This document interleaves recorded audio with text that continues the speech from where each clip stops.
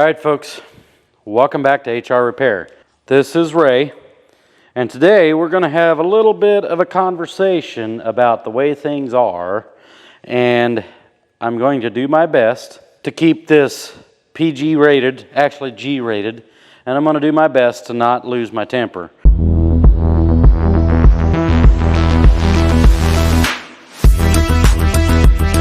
You can see I've got two machines here.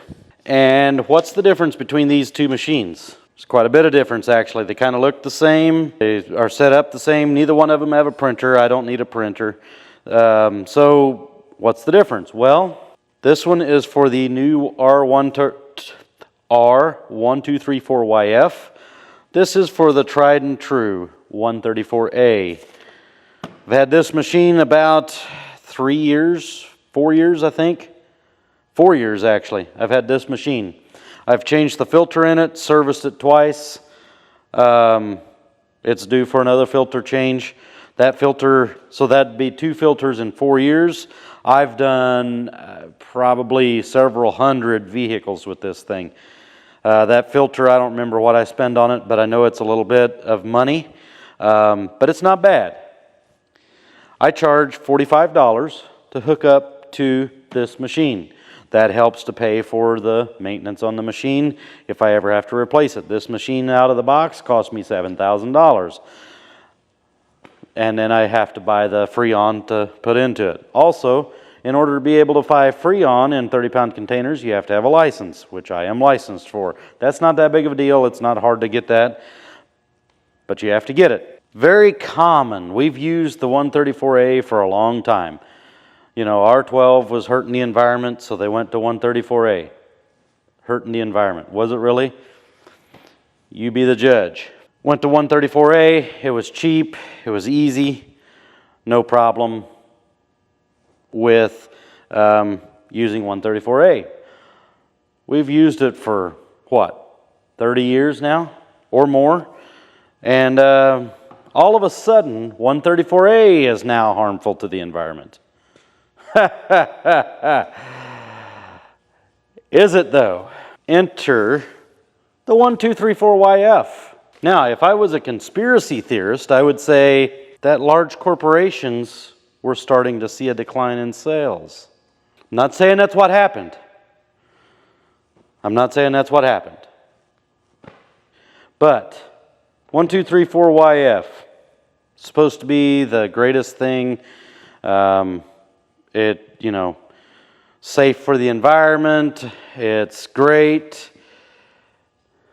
30-pound container. Excuse me. 25-pound container with UV dye. $1,049. 25-pound container of 1234YF. A 30-pound container of R134-A is way up from what it was. $380. If I buy 5 plus, $350. I remember when you could buy this stuff for $99 for a 30-pound container.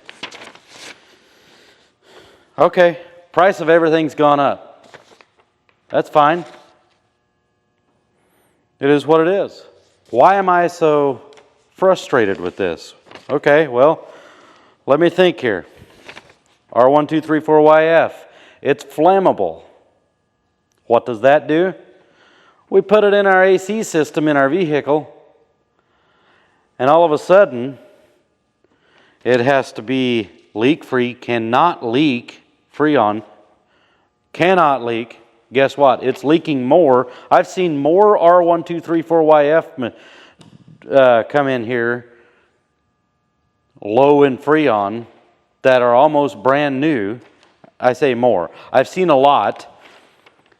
R134A, we would evacuate it, recharge it, put dye in the system, bring it back when it's low, and we'll find the leak. No big deal. If it's big enough, we can test the leak the next morning and find it. 1234YF, because it's flammable, you can't do that. This machine will not allow you to do that. This machine right here, in about, if if I include vacuuming this thing for 45 minutes, in an hour, I can usually have a system drawn down, valves replaced, vacuumed, and recharged.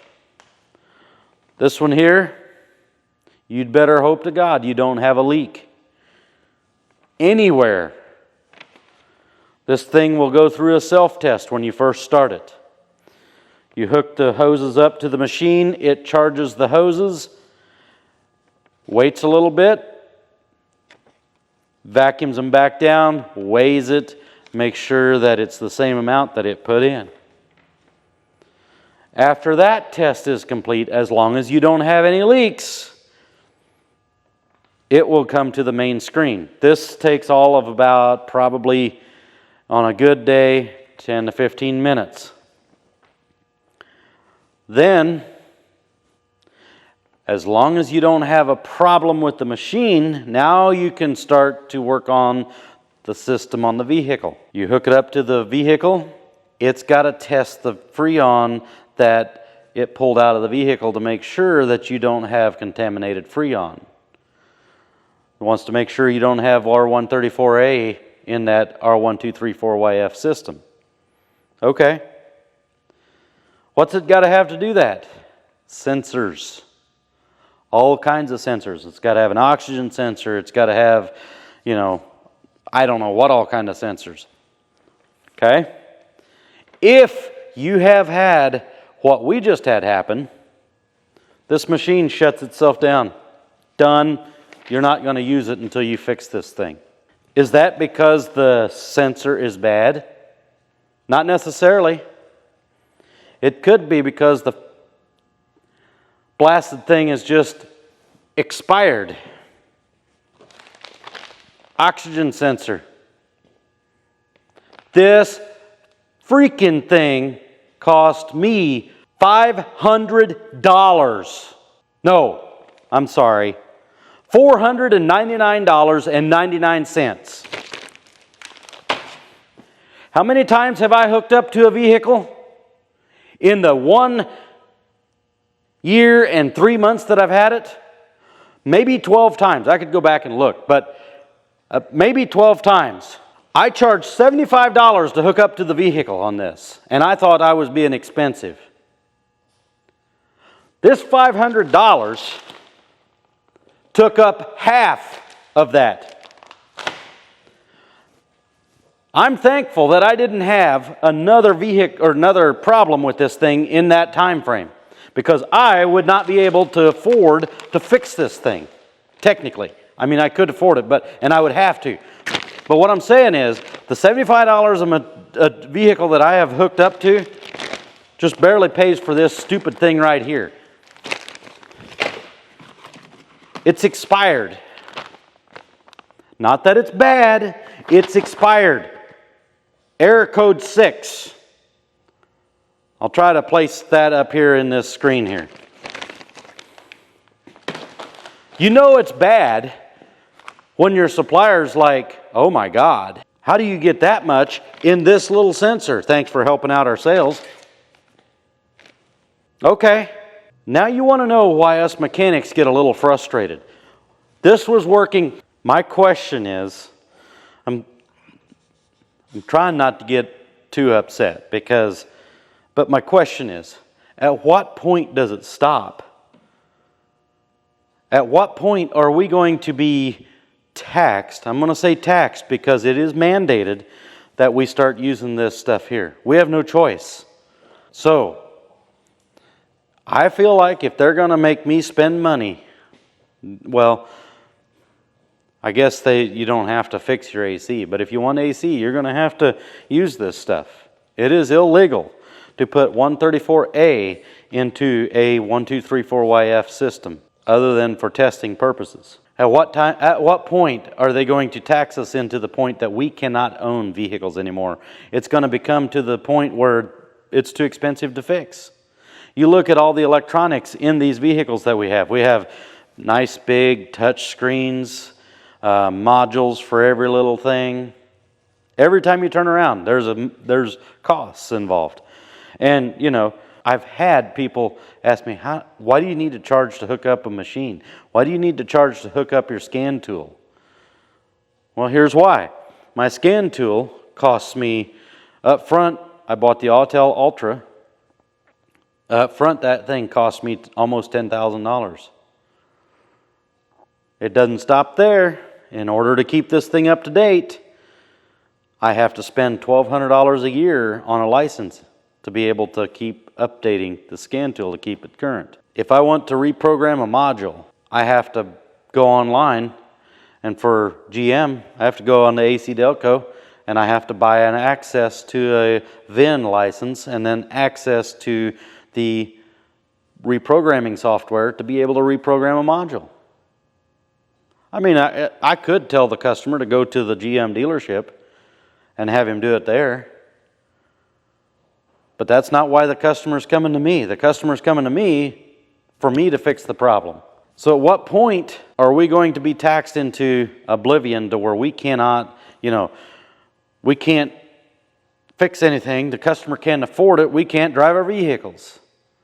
I can tell you what they're trying to do.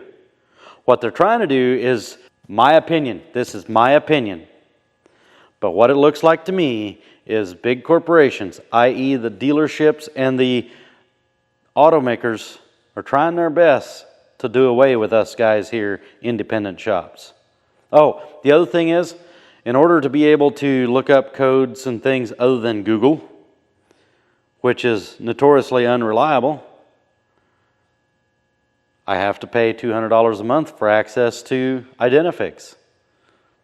That's $2,400 a year. Now, you want to know why us mechanics are a little bit frustrated? Don't get me wrong, I love what I do. I love working on vehicles. It has been a dream of mine to be a mechanic ever since I was 10 years old. I was 10 years old, I took apart my first weed eater. Dad had an old steel weed eater or string trimmer, whatever you want to call them, that he threw away, and I asked him if I could take it apart and just see what the inner workings of it looked like. I loved it. That was I dreamed of from then on, I wanted to be a mechanic. So I love what I do, but it gets frustrating when we're mandated to buy these things if we want to keep our business going.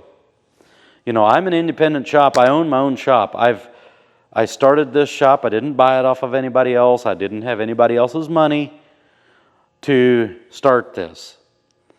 I was working as a paramedic, and I started this on the side because for a brief period I thought I wanted to get out of being a mechanic. No, I just wanted to start my own shop, I guess. But you tell me, am I overreacting? I don't think I am. Because here's the thing. Can you prove to me beyond the shadow of a doubt that this R134-A is harming the environment more than this R1234YF? I can tell you right now, here in about 20 years, we're probably going to be steered away from the R1234YF because there's something in it that's causing harm to the environment. Why make it flammable? I don't know. I'm frustrated. I'm beyond frustrated, and having to buy this $500 piece after working maybe 12 vehicles. I told Jared that I'd try to make this video and keep it at least PG rated. I think I've done that, but man, oh man, is it frustrating. Oh, and guess what? I know, and some of you guys are going to go online. You're going to look up this part number, and you're going to tell me that, hey, you could have bought that sensor, that's 16916, off of eBay for $120. Guess what? I don't trust eBay. And guess what? I bought a cheap aftermarket camera and regretted every minute of it. So, am I going to go spend on something that I don't know for a fact is genuine? Much as this made me mad, I can tell you right now, if I get an aftermarket one and one vehicle later it shuts me down because I don't have this dumb sensor, there may very well be a R1234YF $7,500 machine laying out in the driveway with a truck parked on top of it. And then I'm going to regret it because I just blew $7,500 that I could have fixed with $500. But I don't really have a temper like that. Like, I joke, that's kind of a joke, but I will tell you I was mad. I was very frustrated to have to spend this because, like I said, this one, 4 years old, I've had 0 issues with it. I can hook it up, boom, it's done. This thing here, you might as well plan on 3 to 4 hours, if everything goes good, to evacuate a system. Because then after you get the system done and vacuum down, it will charge the system with just a little bit. Wait. I don't remember, it's been a while since I've done it, but it'll wait for so many minutes. Actually, I'll tell you what, go watch Royalty Auto. They have a video explaining how the R1234YF system actually works and how much time it takes, because I mean they go in depth. So I'm not going to try to reinvent the wheel, but go watch them. I'll link that video up here, somewhere up in here, maybe down in the description and then in the first comment. They're good guys. They don't know me from Adam, so I'm not getting paid to promote their channel, nothing like that. They're in Georgia, I'm in Illinois. I enjoy watching them, so go ahead and watch them. And I'm just tagging them because I feel like they're good guys and the video is honest. So, I don't know. You guys tell me what you think. Keep it somewhat civil. No, keep it civil in the comments. But let me know down in the comments below what you think. And I will catch you all on the next one. Hopefully the next one will be a little more upbeat. I've now vented, so it's just money, right? Can't take it with me when I leave, so might as well spend it. But I don't like to spend it on things that I don't really want. I want to spend money on what I want. Have a great day. Goodbye. Oh, like, share, and subscribe to the channel. Appreciate each and every one of you.